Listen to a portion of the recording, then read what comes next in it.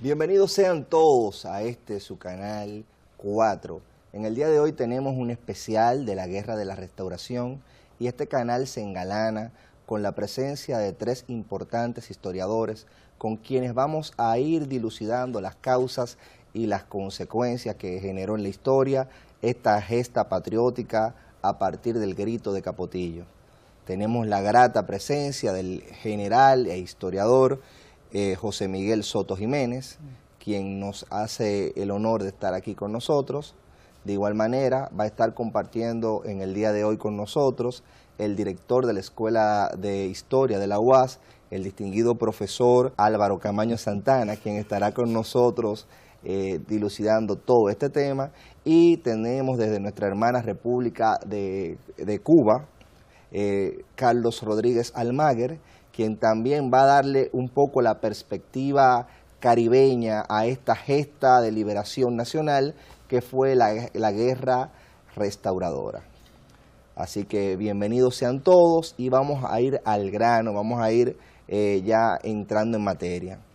La primera pregunta que yo quisiera compartir con todos ustedes, y se la dirijo a usted, general, ¿cuáles son los antecedentes de esta gesta patriótica? Fíjate, yo quisiera comenzar para responder tu pregunta, primero agradecer la invitación y además la distinción de compartir con estos prestigiosos historiadores, ¿verdad? Y en una fecha tan especial, porque la fecha de la guerra, de la restauración de la República, es una fecha que tiene que ver mucho, no solamente con lo que fuimos, sino con lo que somos, ¿verdad? En todos sus aspectos. Y yo pienso que debo comenzar con unos versos del poeta portugués Miguel Torga, que él decía que la patria es un pedazo de suelo defendido. Y fíjate, si tú ves en una especie de cronología dónde nace la nación dominicana, yo creo que nace del ejercicio de esa defensa. Y fíjate que antes de ese evento, que es el evento de la invasión de Penn y Venables, en el 1655, antes cualquier pirata, se paraba ahí en la costa, tiraba 3 cañonazos y sometía. Bueno, y eso pasó muchas veces, en una guerra imperial, ¿verdad? Pero resulta que el dominicano comenzó a defenderse, y comenzó a defenderse ante el abandono y el aislamiento de España, ¿verdad? Y entonces, gran parte de nuestro subdesarrollo actualmente se debe a esa inestabilidad de esa epopeya prolongada que nació en el 1655, tomó ribetes importantes con la primera gran victoria criolla contra los franceses en el 1691, y ahí va a haber una concatenación de ese ejercicio permanente de la defensa, y ahí nació precisamente los atributos de la dominicanidad. Pero se puede en general decir que nació ahí los atributos cuando tenemos el proceso de la reconquista, sí, que mientras en Latinoamérica se está mirando a liberarnos de España, nosotros volvemos. Los marxistas le llamarían a eso una alienación, porque eso no debió pasar, pero el camino está trillado, y eso tiene que ver mucho con la doctrina militar dominicana. Y cuando yo te hablé de doctrina militar, no piensa en las Fuerzas Armadas, piensa del pueblo en armas, ¿verdad? Se fue macerando una técnica militar que comenzó en esos eventos que te dije, pero después tuvo un gran resonar en lo que fue la reconquista, en la guerra contra Francia, y después la guerra contra Haití, la guerra de la separación, y finalmente la madurez de esa doctrina es en la guerra restauradora, que no podemos, y fíjate qué coincidencia más importante, en los aspectos de la especificidad de los distinguidos historiadores. La guerra restauradora es una guerra compleja, y te lo digo porque tiene que ver con sus antecedentes. Porque en primer lugar es una guerra, fíjate qué interesante en su caso, es una guerra fundamentalmente económica, de los ateros, que en el polo social y económico, contra los cosecheros de tabaco del norte. Ese es un aspecto de esa guerra y hay que encauzarla por ahí, ¿verdad? Con toda la fenomenología que eso implica. Y en otro lugar es una guerra política, y tú me dirás, bueno, pero todas las guerras son políticas, por lo que decía Clausi. La guerra es la continuación de la política por otros medios, ¿verdad? Bueno, pero es una guerra política porque es una guerra entre el partido conservador, el partido antinacional que preconizaba Pedro Santana y que preconizaba Buenaventura Báez, ¿verdad?, contra el sector progresista, liberal de la época, que eran los descendientes, cuando hablo de descendientes, estoy hablando socialmente, los descendientes de los trinitarios, ¿verdad?, de ese foco, de los trinitarios. Y en tercer lugar, yo te digo, y es una opinión muy personal, y arriesgada, porque es arriesgada, porque las comparaciones son peligrosas, siempre. Y yo creo que la guerra restauradora, ese es mi pensar, y como militar también, fue la guerra de liberación nacional más grande que ha tenido la República Dominicana. Es una guerra que despierta una dinámica social que no despertó la guerra de la independencia, que es nuestra guerra mayor, ¿verdad?, porque implica la fundación de la República. Pero con esa guerra se pone vigente lo que había pasado o lo que pasó en otros países. Por ejemplo, cito el caso de Venezuela. En Venezuela, una guerra de liberación nacional, después que se integran como fuerzas sociales los negros, los zambos y los mulatos, produce una guerra civil que le cuesta a Venezuela 700.000 muertos. Esa dinámica a la que yo me refiero, naturalmente, que en el caso de Venezuela y en el caso de Cuba funcionó el sistema esclavista, ¿verdad?, sí, que nunca funcionó como tal en la República Dominicana. Sin embargo, entramos en ese contexto de esa dinámica, en una guerra de liberación nacional, en la restauración. Porque ese no solamente fue una guerra de liberación nacional, sino que implicó una guerra de exterminio. En términos dominicanos te puedo decir que los restauradores le prendieron fuego al país por los 4 costados. Y la velocidad de esa guerra, porque, óyeme, de Capotillo a Santiago, ¿verdad?, pasaron 15 días, y cuando pasaron esos 15 días el país entero estaba ya en guerra. Estaba en el sur el general Florentino y estaba en el este también se había incendiado la guerra, en la misma cuna del general Pedro Santana. O sea que es una guerra. Con toda la precariedad de los caminos en esa época, porque tenemos precariedad en el término de caminos y de rutas, sí, pero y se expande. Es interesante también, eso nos lleva a otro punto, ¿verdad?, mucho más anterior. ¿Por qué no había carreteras hábiles en el país? Porque los españoles nunca pensaron esto, ni siquiera como colonia. Ellos lo pensaron como un puerto de recalado, ¿verdad? Y aquí las naves llegaban, cruzaban el Gran Charco, venían aquí, las dotaciones descansaban, se nutrían de agua y de la agricultura que había en los alrededores de la capital, ¿verdad? Pero entonces no había, por eso también los ateros se constituyeron en un polo de poder social rural, porque en cada lugar de un acto de eso, o donde había varios actos, había un polo de poder social que nos lleva también a la guerra restauradora. Mira por qué. Porque los ateros se deciden a saltar el poder político en el proceso de la independencia porque habían perdido ya su poder económico, ¿verdad? Y entonces hay que ver la guerra restauradora en esos 3 contextos, ¿verdad? El económico y el antillano, porque el antillano, fíjate un detalle interesante, tenemos que ver con el primer factor que yo mencioné. Es una cosa que el historiador cubano debe saberlo mejor que yo. Una vez se marca la adultez de la doctrina militar dominicana, se exporta a Cuba. Y tú me dirás, no, pero en Cuba había centrales, azucareros y había el machete. Pero el cubano, antes de la guerra grande, no usaba el machete como lo usábamos nosotros. Nosotros lo usábamos como prótesis. Era para el trabajo laboral, pero trabajo. Y por eso el dominicano, hasta nuestros días, lo usa en el cinto. El cubano iba a su parcela con su machete en la mano, ¿verdad? Nunca lo vio como un arma como tal.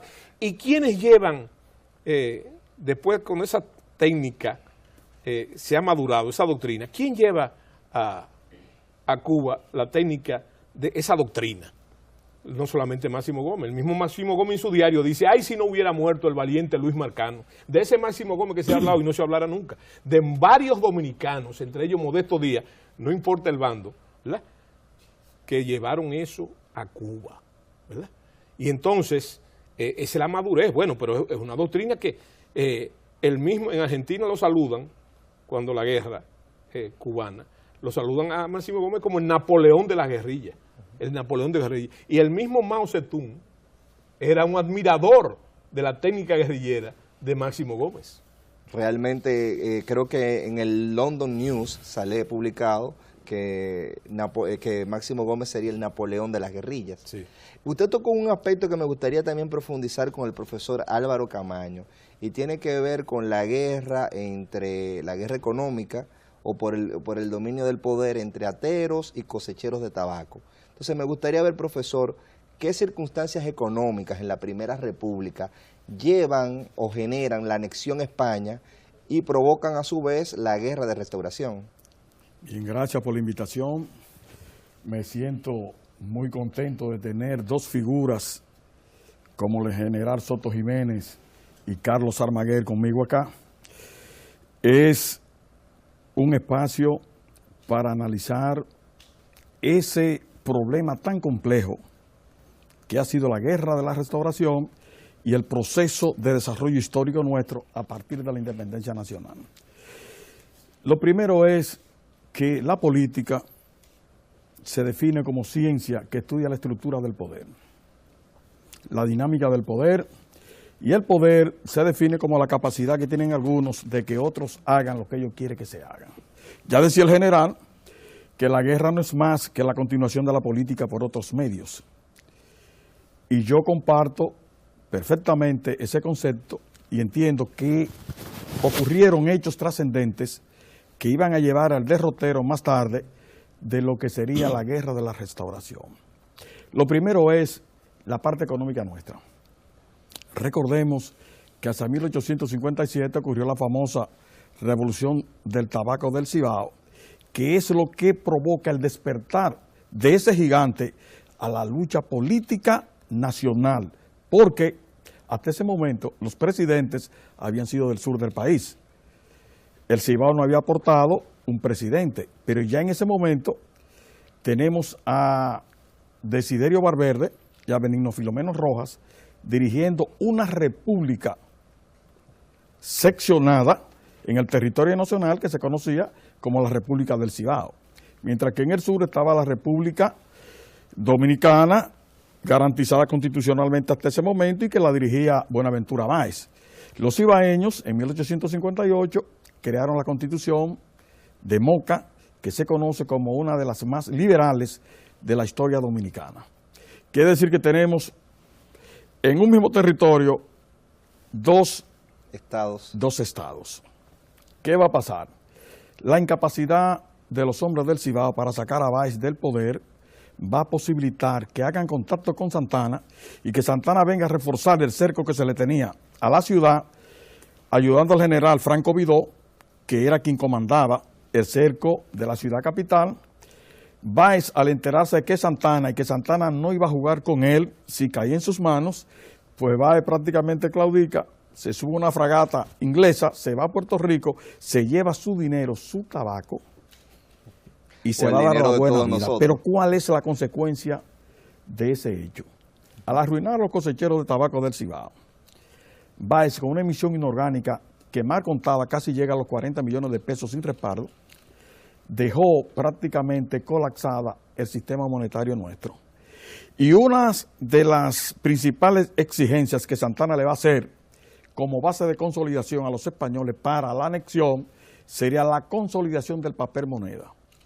Recordemos que el presupuesto nacional se manejaba en dos ondas aquí. Una era el presupuesto basado en papel moneda nuestra, débil, y la otra en peso fuerte, que era el dólar mexicano o la moneda española. Quiere decir que se financiaba de esas dos formas. Entonces había una crisis muy sensible y los cortes de madera ya no se hacían con la frecuencia, con la magnitud que se hacía durante y antes de la Primera República.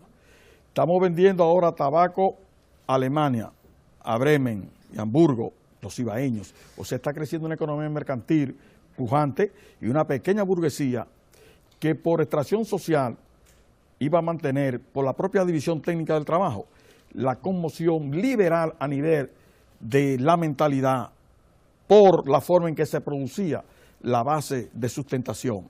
Mientras que en el sur, el atero, con una producción extensiva, que había que hacer poco esfuerzo para obtener, si se quiere, la ganancia, era una forma atrasada de la producción y que estaba colapsando por las acciones culturales que poco se hacían para mantener el capital y reproducir la condición de unidad productiva. Pero hay algo, el atero en verdad no es una clase social.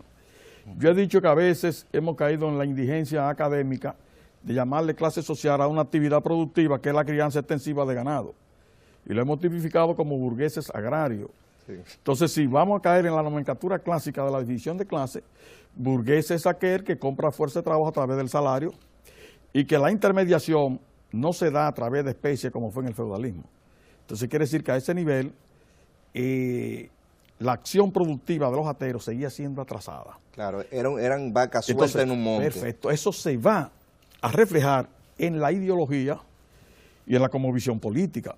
Por eso el atraso del sector atero como representante del sector conservador venía dada por la vinculación a la forma de producción. Decía Marx que los cambios que se dan en las diferentes épocas históricas no se buscan en cómo cambia la filosofía de la época, ni cómo cambia la mentalidad del hombre, sino en cómo el hombre transforma la naturaleza, de qué se vale para hacerlo, y eso va a terminar inclusive la forma en el pensamiento. Todo el que está, y perdóneme, como dice el pueblo, en crisis y en olla, termina siendo revolucionario y comunista. Tan pronto usted llegue y mejora sus condiciones materiales de existencia, usted se convierte en conservador. Entonces no es la conciencia del hombre lo que determina su clase, sino su ser que social es el ser social lo que determina cómo tú piensas y cómo tú actúas. Entonces, partiendo de ahí, tenemos, como planteó el general, dos sectores ampliamente definidos. Hay uno que ha colapsado económicamente y que políticamente no quiere abandonar el poder por los privilegios que el poder da, y ese sector lo representa Santana, que desde Sabanaboy y Baní justificaba ya la anexión de la naciente patria, cuando le escribe la Junta Central Gubernativa expresándole que para detener las hordas haitianas se necesitaban fuerzas de ultramar. Quiere decir que él no confió nunca en que las fuerzas dominicanas podíamos detener la avalancha haitiana, que fueron detenidas en Asua y en El Número. Sí. Luego vino la desmoralización de las tropas asuanas, más el triunfo en el norte, y se había evidenciado que nosotros sí podíamos ya con los haitianos y que podemos defender la nación como conjunto étnico-poblacional que comparte una misma cultura, una misma comunidad idiomática, se asienta en un mismo territorio y es capaz de reproducir de manera permanente las condiciones materiales de existencia. Teníamos un destino común, teníamos lengua, teníamos arraigo cultural, pertenencia, y habíamos defendido el territorio que es el país. El territorio es donde la nación se asienta y es lo que tiene carácter soberano en el concierto de naciones libres del mundo. Teníamos eso, teníamos la nación que todavía hoy sigue en construcción. Entonces, frente a todo esto, Santana se propone darle término a su proyecto de anexión y va a urdir un plan pseudo jurídico, como lo hizo con el plebiscito, y va a lograr conectarse con el mando español y va a presentar una base de consolidación para que pudiera darse la transacción y los españoles iban a plantear su parte. Eso es muy importante que lo destaquemos. Y vamos a explicar por qué la guerra de la restauración. Si la anexión es el 18 de marzo de 1861, la guerra en sí como guerra estalla en 1863. ¿Qué pasa en ese trajín? Que sí hubieron movimientos precursores, pero que no cuajaron para incendiar la pradera, como planteaba el general Soto Jiménez aquí. Entonces, ¿qué va a pasar? Le estamos pidiendo a los españoles, primero, consolide la moneda a una tasa justa de 300 por un peso fuerte. Le estamos pidiendo a los españoles, no impongan la esclavitud. Le estamos pidiendo a los españoles, den el mismo derecho que tienen los ciudadanos españoles en España. Le estamos pidiendo a los españoles que incorporen el ejército nuestro al ejército imperial español. Y un conjunto de cosas que no se dieron, que los españoles no respetaron. Ahora, ¿qué nos ofrecían los españoles a nosotros? El primer encanto. Le vamos a construir un ferrocarril que sin curvale la parte española. Ese ferrocarril no existía en España en ese momento, pero sí lo tienen en Cuba. Entonces nos estaban vendiendo el progreso de Cuba. le vamos a ampliar el puerto a Santo Domingo para que barcos de alto calado puedan llegar. Le vamos a construir urbanizaciones para que ustedes vivan como la gente. Profesor, una pregunta que siempre me he hecho en ese sentido. ¿Qué evitó que una vez producida la anexión, España intentara reproducir el modelo que había funcionado en Cuba, en República Dominicana? Porque está interesantísimo, como usted señala, que hubo las promesas del ferrocarril, que ya lo tenía Cuba desde 1838, pero que España no lo tienen ellos, pero tampoco lo traen para acá, para exportarnos como colonia. O sea, la incidencia que pudo tener el no cumplir esas promesas de expectativa económica, porque también es cierto que no hubo, que si bien hubo rebeliones inmediatas contra la anexión, como la de Francisco del Rosario Sánchez, José Contreras, Cayetano Velázquez. Ajá. Y el propio Francisco. Pero no hubo una Sánchez. Cuestión generalizada de la población, porque todavía no habían cuajado los factores que señalaba el general del tema racial, el tema político. Pero ¿qué impidió que los españoles no extrapolaran acá ese modelo cubano? Mire, lo primero es que la fuerza productiva nuestra no estaban a la altura del modelo esclavista que existía en Cuba. Lo segundo era que éramos una república y ya habíamos luchado y nos habíamos emancipado de Haití.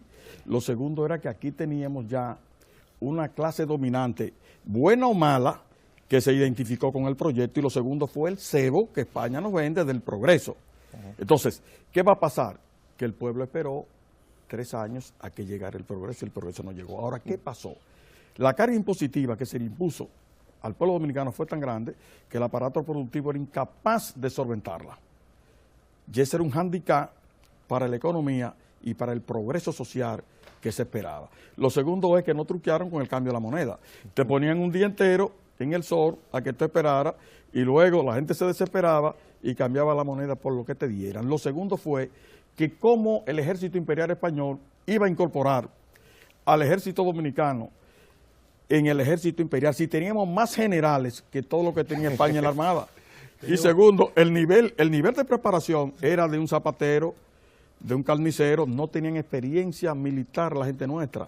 Y la experiencia que tenían la ganaron en la batalla que se había librado contra Haití, y los rangos militares se llegaron a dar sin méritos y lo dio la Junta Central Gubernativa sin experiencia de guerra. Quiere decir que a todo esto, más el nivel sociocultural nuestro no era asimilado por el gobierno español aquí. O sea, todo eso hizo que se despreciara, inclusive el clero nuestro. Decían los españoles que teníamos un clero chulámbricos, que la locura nuestra era pegándole muchachos a las mujeres y que no lo reconocían. Sí. Y por eso van a traer a Bienvenido Monzón, quien dijo que todo aquel que tuviera 2 mujeres estaba en estado de fornicación. Cuando el concubinato era una norma. Recuerda que el campesinado nuestro tiene 3 parcelas, tiene 3 mujeres y sus hijos que se la cuidan. Si tú te casabas con uno, tú legitimizabas esos hijos y los otros se iban fuera del patrimonio y de la herencia. Por eso los campesinos también se iban a rebelar, iban a apoyar lo que sería la lucha más tarde, la ley de bagaje, que había que llevar a los soldados españoles 10 kilómetros antes de llegar a un pueblo, irlo a buscar con los mulos, los burros y los caballos, cargarlo con su pertrecho de guerra y luego sacarlo 10 kilómetros después. ¿Qué va a pasar? Que no devolvían los caballos ni los burros. Y si tú perdí un burro, un caballo, es igual que tú perdí un camión Mack ahora, claro. Porque con eso tú llevabas a los puertos, a las ciudades y a los caminos vecinales la producción agrícola que se iba a dañar. Quiere decir, señores, que fue totalmente leccionado los intereses económicos del pueblo dominicano, lo que iba a propiciar más tarde lo que sería la guerra de la restauración. Ahora, los verdaderos patriotas no esperaron a que eso sucediera, José Contreras no lo esperó.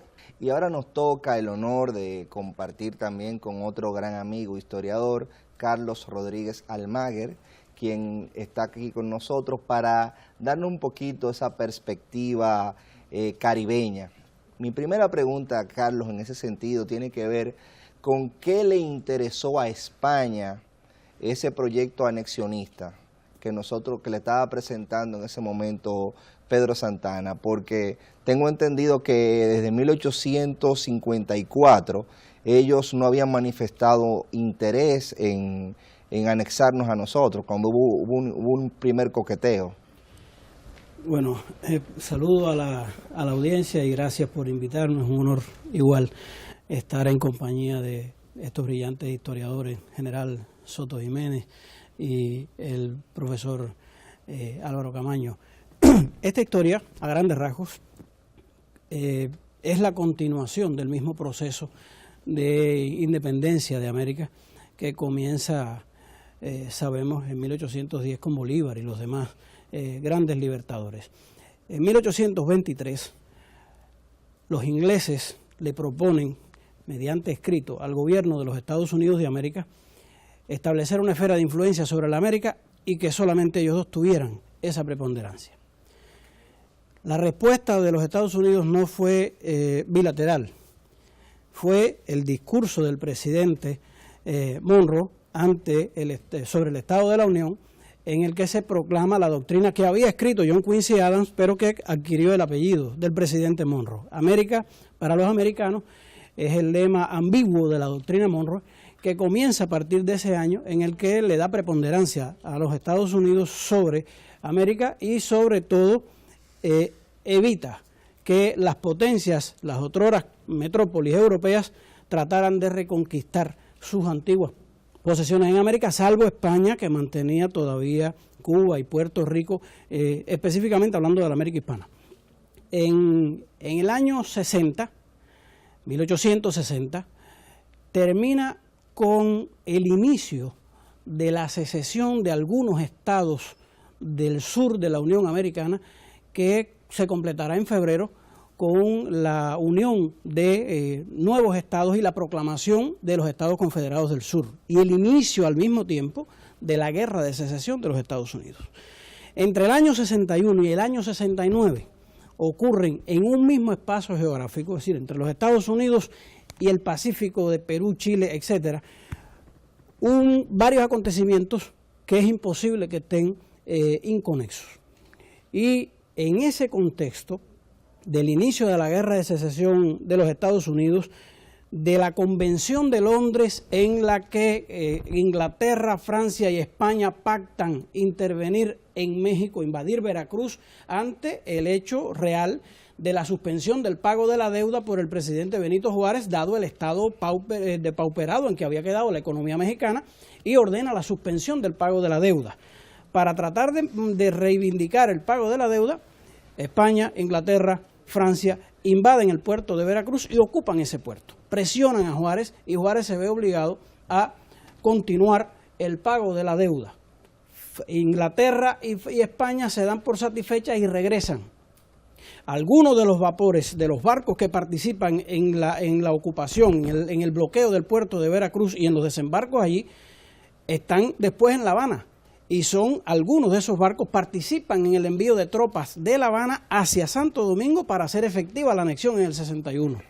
Es decir, hay actores que están moviéndose en el mismo escenario, pero dada una magnitud geopolítica que trasciende los conflictos nacionales que se están dando tanto en México, con la guerra de Juárez, la famosa guerra de la Reforma, como lo que ya se ha explicado aquí brillantemente por el general y por el profesor Camaño. Es decir, la idea de establecer una base de operaciones en el Caribe era un pivote de España ante este nuevo intento de reconquista de América. Ya dije que de México se habían retirado Inglaterra y España, complacido con la reanudación del pago de la deuda, pero la Francia de Napoleón III se mantuvo allí.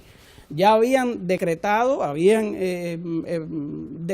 ellos la conquista de México, y apoyado por algunos mexicanos que habían cruzado el Atlántico tocando en las puertas de las casas reales europeas para ver quién estaba dispuesto a instaurar, a reivindicar el antiguo imperio de Iturbide en México, entre los que, dicho sea de paso, hay una triste presencia allí, está un hijo de José María Morelos.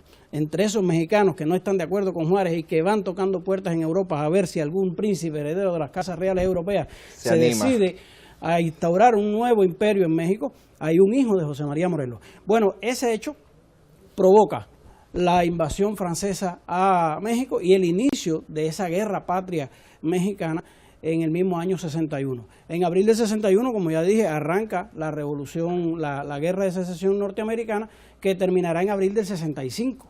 Es decir, en ese periodo los Estados Unidos están maniatados, no pueden poner en práctica la doctrina Monroe, no pueden hacer efectiva la doctrina Monroe, y estas potencias europeas han visto la oportunidad de la reconquista americana. De manera que España, por supuesto, que por mediación de su capitán general en Cuba, general Serrano, que había estado al habla todo el tiempo con Santana, llegan al el acuerdo de anexarse la República Dominicana, más o menos con la idea de una base de operaciones en el Caribe que pudiera servir de avituallamiento, etcétera, etcétera, porque la misma manera en que se hace efectiva la anexión demuestra el poco interés que tenía España en el desarrollo del país. Y de ahí el por qué la guerra estalla 3 años después, sí, 2 años después. En el 61 la anexión, en el 63 estalla la guerra.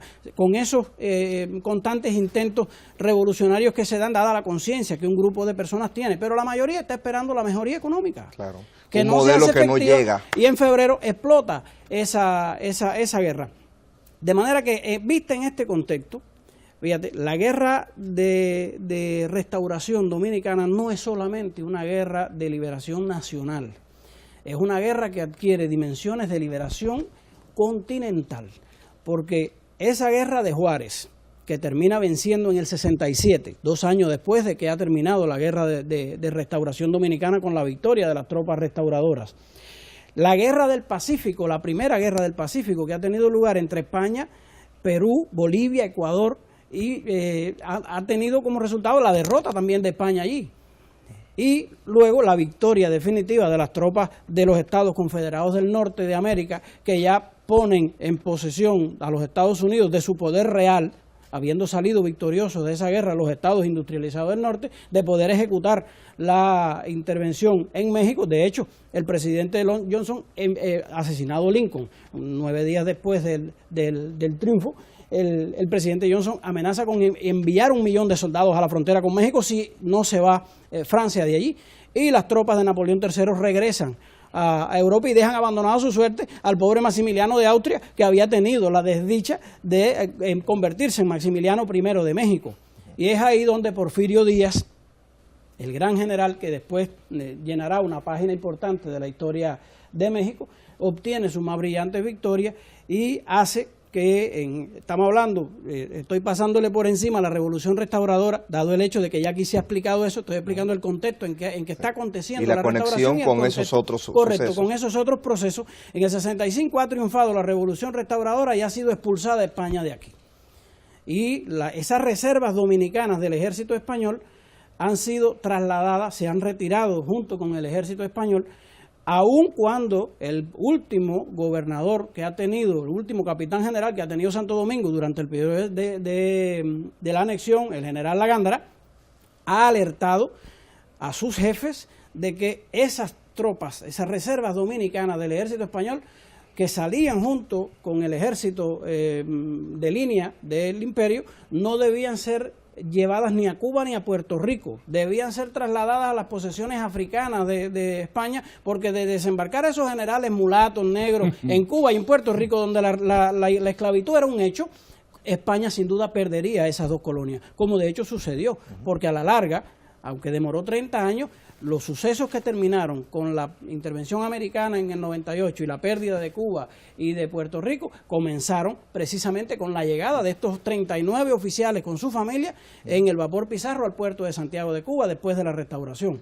De manera que estos oficiales que llegan a Cuba, que llegan bajo las banderas de España, son sin embargo bien recibidos por la población cubana, que los atiende, que los asume una vez que ellos, a los pocos meses, dado los mismos conflictos que venían desde aquí, las humillaciones, las discriminaciones, las diferenciaciones vergonzosas que hacían entre el ejército de línea y la reserva dominicana, estallaron en Cuba, y trajo como consecuencia la separación de una buena parte de estos militares que habían llegado a Cuba con el ejército español.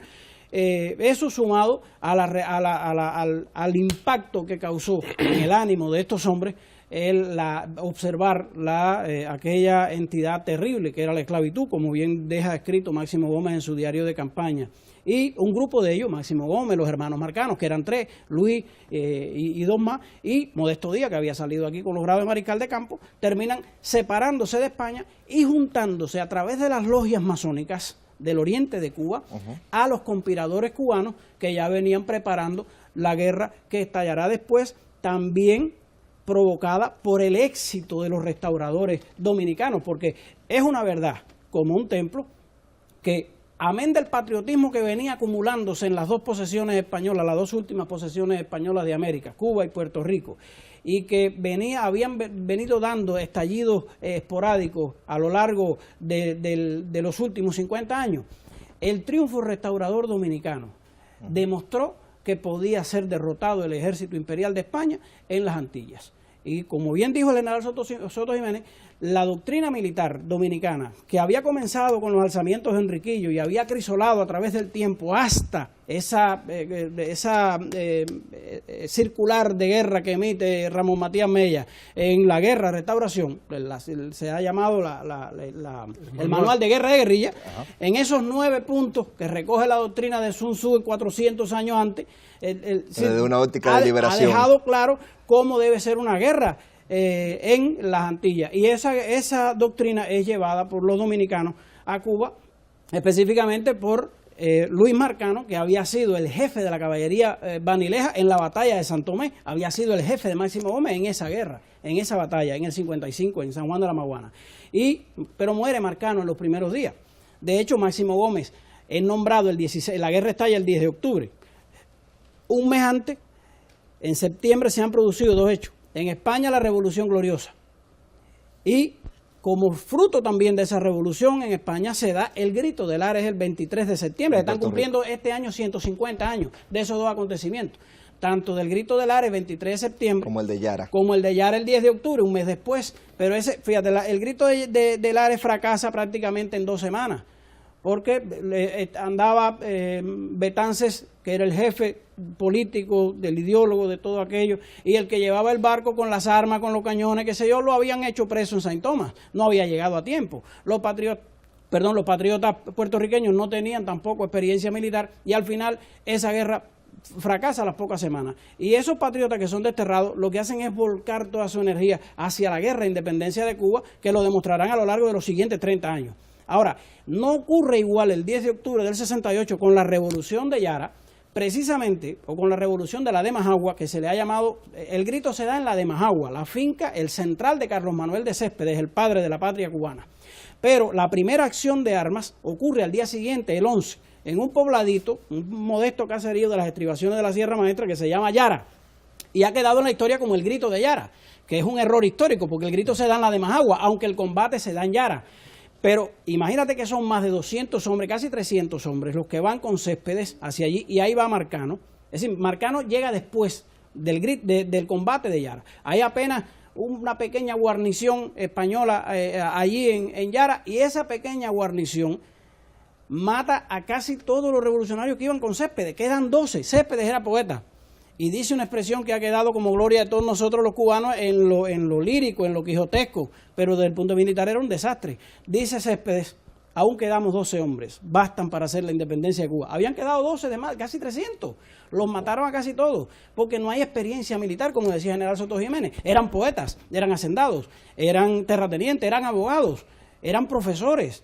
Eran hombres de letra la mayoría, y los otros eran esclavos y peones. Era un dueño de ingenio. No tenían en el caso de Carlos Manuel de Céspedes, era un dueño de ingenio. Pero además era un letrado, era un gran abogado, ajá. Y era un hombre de la cultura, porque no solamente era un gran poeta, un gran sonetista, había sido el creador de la Filarmónica de Bayamo.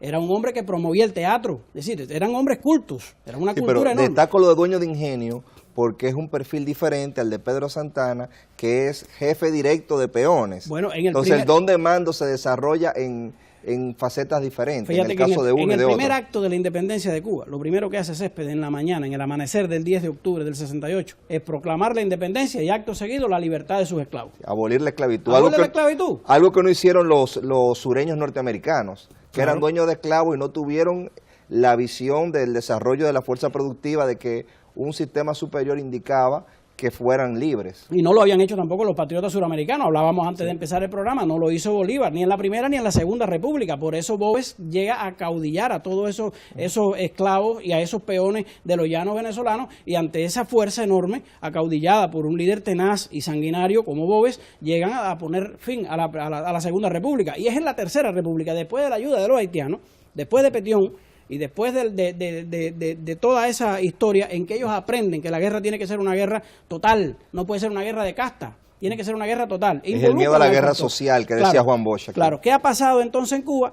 Que esa guerra que ha comenzado con un grito romántico, con un primer fracaso militar, se salva gracias a la pericia de estos oficiales dominicanos que han paradójicamente llegado allí a la sombra de las banderas de España, pero que se convierten luego en los maestros del arte militar cubano y permiten que esa guerra dure 10 años. 10 años y terminan casi en empate, porque quien vence en esa guerra es la división de los mismos cubanos, la falta de acuerdo entre los mismos cubanos. Eso es lo que vence en esa guerra. España no venció a Cuba. Decía Martí en uno de sus encendidos discursos en Nueva York en 1880, la espada no nos la quitó nadie de la mano, la dejamos caer nosotros. Sí. Dice Martí eso. Y esa guerra triunfa, repito, gracias a esa enseñanza militar de los dominicanos. En el periodo entre guerras, en el periodo, vamos a obviar los pequeños, la guerra chiquita de 1880 a 1881, en la que no participa Máximo Gómez, está fuera, sino ya en la preparación de la guerra necesaria, la guerra de Martí, la guerra del 1895, no hay acuerdo entre los generales cubanos hasta que la propuesta de dirigir la nueva guerra es Máximo Gómez. Y entonces se acuerda que sea Máximo Gómez el general en jefe del Ejército Libertador de Cuba para la última guerra de independencia, por encima de los demás generales cubanos que tenían el total respaldo del pueblo, pero que entre ellos no se ponían de acuerdo. Sin embargo, con el genio político de Martí y el prestigio militar de Máximo Gómez, son los que logran que finalmente las fuerzas cubanas se concentren para tratar de hacer a Cuba libre. De manera que la guerra restauradora dominicana ha sido más analizada hacia lo interno que hacia lo externo. Y es esta misma guerra y este mismo triunfo el que reivindica la memoria de Benito Juárez cuando 2 años después, en el 67, Benito Juárez triunfa finalmente. Pero un mes antes de Benito Juárez fusilar en el Cerro de las Campanas al emperador Maximiliano, el Congreso Dominicano, en su sesión del 11 de mayo, ha proclamado a Juárez benemérito de la América, a propuesta del diputado Melitón Valverde.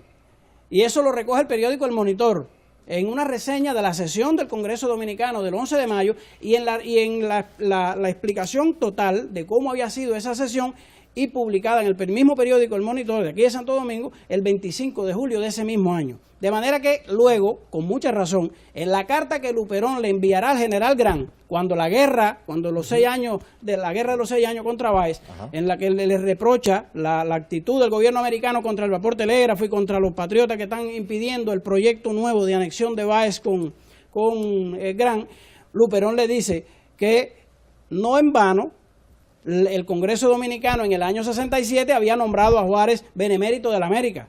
Y le va arriba a la doctrina Monroe y dice que tiene sus vicios y sus delirios. Y que él piensa, dicen los dominicanos pensamos, que la América debe pertenecerse a sí misma. Es decir, echa por tierra la idea de América para los americanos, aquella ambigüedad que podía decir sí, que era América básicamente como un botín de guerra. Correcto. Me gustaría ver, ya que tú has dado esa consecuencia que tuvo la guerra restauradora, tanto en el grito de Yara como el de Lara, y ese contexto internacional, cómo nosotros como dominicanos estamos en sintonía o no, porque está el rol de Luperón en vinculación y con Emiterio Betances buscando una federación antillana. O sea, por un lado tenemos un nacimiento de la identidad dominicana y un nacimiento tal vez de esos lazos caribeños, por lo menos de parte de la dirigencia de ese proceso.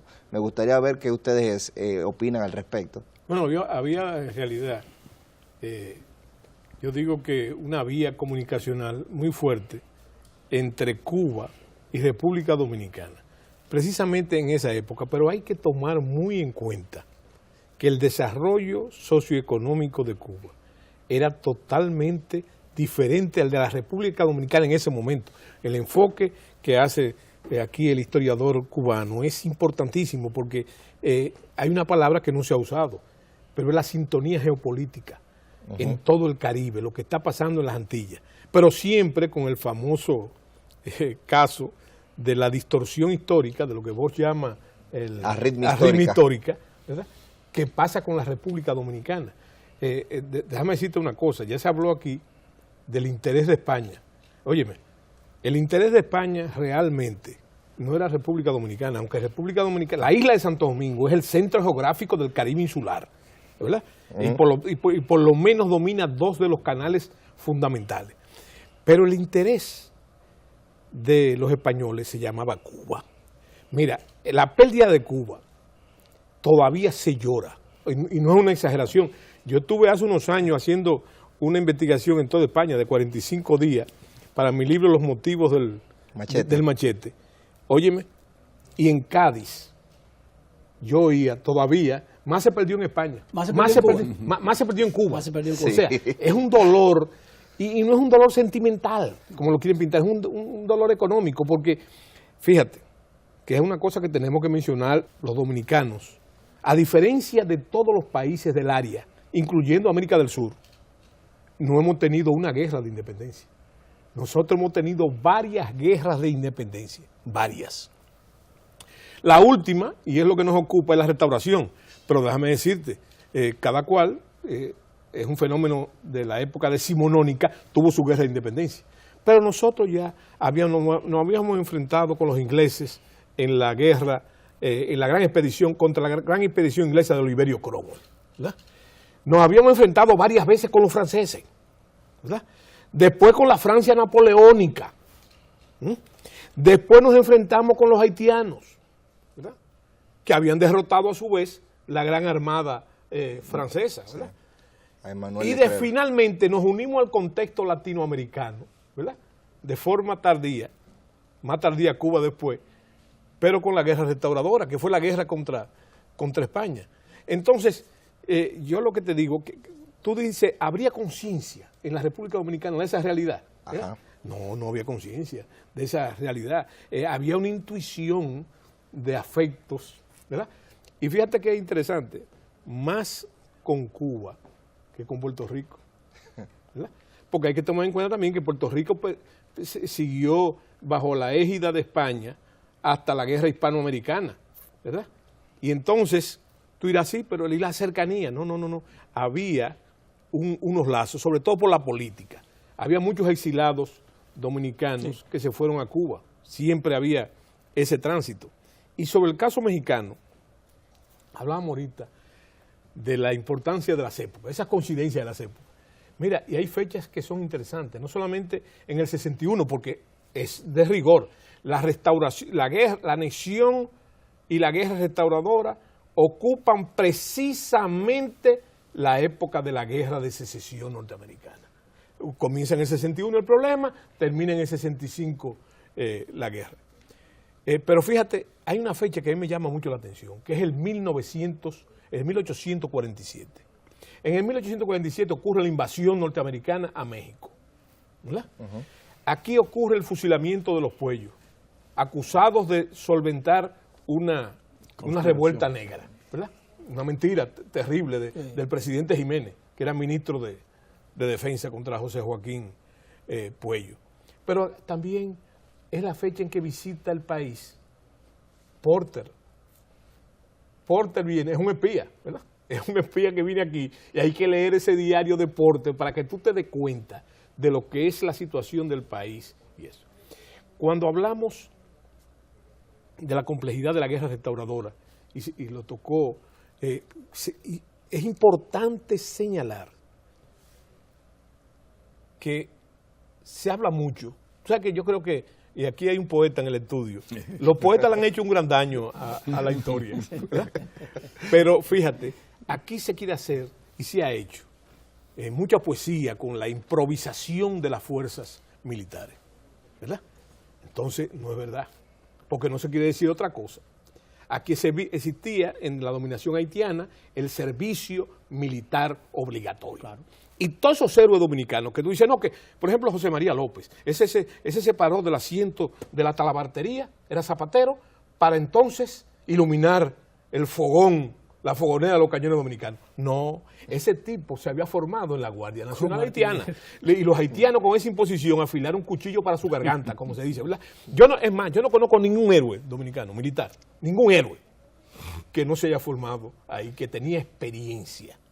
Lo que no tenían realmente era la formación militar que había en Europa. Y ese caso es terrible porque usted no entró en esos detalles, no tenemos tiempo para eso también. Pero, ¿tú sabes lo que pasaba? Que lo primero que hicieron los españoles fue licenciar todo el ejército dominicano. No solamente atentaron contra esa cosa de vida, sino contra la movilidad social, porque toda esa gente que eran pulperos, dueños de ventorrillos, peones de finca, se vieron degradados. No, tuvieron que volver para vivir. Una degradación social. Pero aparte de eso, los que quedaron, estamos hablando a nivel de los generales, eran discriminados por los generales españoles y se reían de ellos, comenzando por Fernando Valerio. Se burlaban de Valerio y se burlaban de el mismo Gaspar Polanco y de todo, y de Santana. Se burlaban, ¿verdad? Porque no tenían la estructura. Ni el perfil que tenían. No, pero óyeme, el perfil de ellos, o sea, de los europeos, ¿verdad? De los europeos. Pero si tú quieres saber la dinámica de esa guerra, léete las cartas de los soldaditos españoles a su familia, que hablan de la crueldad de esa guerra, porque por eso que yo digo, con los dominicanos hay que tener cuidado, porque los dominicanos aguantan de todo, ¿verdad? Pero es hasta un día, el día menos pensado, como yo digo, ¿verdad? Y entonces hay que ver esa carta y dice, mira, esta gente, óyeme, mamá, esta gente son salvajes. Basta que uno se retire a orinar o a hacer un espacio, si se quedó atrás, lo picotean a machete, ¿verdad? Y entonces, y hablan de eso. Y los restauradores, hay que ver el perfil de los dominicanos. Yo creo que con eso hay una discriminación. O sea, se habla de las barbaridades del general Florentino, que era un verdadero general libertador, ¿verdad? Y se habla, y no se habla de la crueldad de los ibaeños, ¿verdad? Que era lo que pasaron a machete el hospital en Guayubín, ¿me entiendes? Entonces, hay que ver. ¿Sabes lo que hacían los restauradores? Prohibían enterrar a las bajas españolas. Los muertos a machete, lo dejaban en los caminos. El impacto psicológico. La guerra psicológica. Claro. El que veía eso, mira, como dice el cibaeño, no hay nada más feo que un muerto a machete. Máximo me decía que el soldado español le tenía más miedo al machete que al disparo, porque la vara no la veía. Pero claro, y no se comprende la razón del por qué el machete se hace desde la cincuentena se convierte, y sobre todo la cimarronada, que lo usaban los esclavos, era que usaban el machete. Óyeme, era el problema logístico, el problema económico. Claro. Aquí no había fábrica de armas, ni había artesanía de armas. Y entonces, por su parte, los europeos habían perdido ya el uso del dispositivo defensivo. Porque cuando el arma blanca, la espada, el sable, la machiara, era el arma, entonces había escudo y había... toda una armadura. Toda una armadura. Pero desde que entró el fusil, el mosquete, ya no había nada de eso. Y cada vez que un dominicano de eso le pegaba la cuestión, un español de eso, mira, era terrible, porque un machete vaciado de eso equivalía a la pérdida de un brazo. La primera carga de machete de Máximo Gómez en Cuba. Pero decía Ramón González Tabla, que fue capitán ingeniero de las tropas españolas, que el dominicano era cruel con el machete. Inclusive, muchos soltaban el fusil para usar el machete, que era la extensión del brazo. Entraban dentro de las líneas enemigas y sembraban el terror. Claro. Entonces, era no dejarlos descansar. Cuando se cansan, lo agobiaban. Y después que querían descansar, entonces... Y el que se queda atrás se muere. Se muere. La primera carga del machete que da Máximo Gómez el 26 de octubre del 68, es decir, 16 días después de haber empezado la guerra de los 10 años, la guerra grande, provocó un efecto psicológico tan grande en el ejército español que durante 3 meses no salieron al campo. Y esos fueron los 3 meses que aprovechó la revolución para fortalecerse, porque todos los muchachos de la ciudad y de las universidades vinieron al campo a nutrir la fila del ejército. Y déjame decir una cosa, que eso que se mencionó aquí, muy importante, que mencionó Álvaro, óyeme, la escuela, porque la gente se cree que todo viene por la cosa de la poesía. Óyeme, señores, esos restauradores, porque la restauración también fue una guerra civil. Sí, fue una guerra civil, claro. Déjame decirte, esos restauradores habían sido soldados en la guerra, se habían fogueado en la guerra de independencia, no como oficial la mayoría, sino como alistado, y tenían ese fogueo de la guerra de independencia. Y el caso que no se ha mencionado aquí también, tú lo mencionaste de Soslayo, que los que llevaron la doctrina militar dominicana a Cuba no pelearon en el bando patriota, sino en los otros. Y yo no sé todavía, yo me pregunto, es más, esta mañana me lo estaba preguntando yo, en una mini tertulia que teníamos, ¿cómo se le salvó Luperón y Máximo Gómez a Florentino? Máximo Gómez ha caído prisionero después de la batalla de Paya, ¿verdad? Y algo le vio a Florentino que fusilaba a todo el mundo. A todo el mundo. ¿Verdad? No solamente a los españoles, sino a los que apoyaban a los españoles. Entonces, se le salva Máximo Gómez siendo capitán, pero Luperón, que lleva una carta Así del mismo. gobierno de Santiago al sur, ¿verdad? Y la carta que él no leyó, lo que decía era que a su llegada lo fusilaron inmediatamente, ¿verdad? Y entonces Florentino, Le da la carta a leer. ¿no? Le dice, mira, esta gente quiere que te fusile, pero a mí no me da la gana de fusilarte porque él tenía un problema de contradicción con los ibaeños. Y le dice, ¿qué usted cree? Y Luperón le responde con esa hombría de Luperón, si yo fuera usted, ya estuviera muerto. Sí. Si ya lo hubiera fusilado, Sí, exactamente. hubiera cumplido la orden. Señores, lamentablemente el tiempo se nos ha agotado. Este ha sido un programa exquisito y vamos a tener que buscar la manera de hacer otra entrega de este programa, porque por lo que veo surgieron muchísimos ingredientes nuevos que son un verdadero manjar para quienes amamos la historia a fines de no volverla a repetir. Así que muchas gracias por su compañía, muchas gracias a ustedes por este interesantísimo programa. Creo que ha sido un programa histórico, no por solamente tratar una gesta histórica, sino por la calidad y la profundidad de los análisis que se hicieron y que lamentablemente en televisión no siempre da el tiempo para tratar a profundidad estos temas. Así que muchas gracias por su compañía y esto fue todo por este programa especial de la Gesta de la Restauración.